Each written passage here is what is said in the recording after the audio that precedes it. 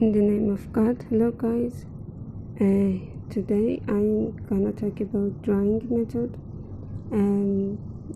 which is one of the methods for finding optimal point. Here we have objective function, and here we have this equation, and then we have to separate the x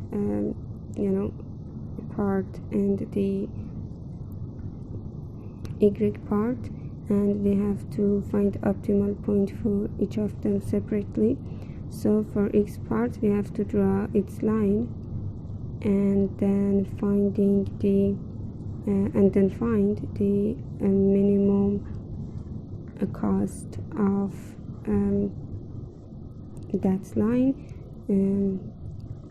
which we have this point because our objective function is minimum.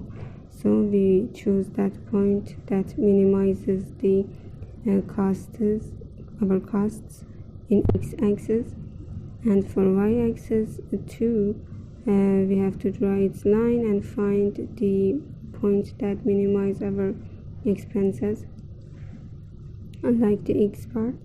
And it was the very simple example in drawing method, but we can use it for complex examples, and this method is too simple. And thank you for watching my video.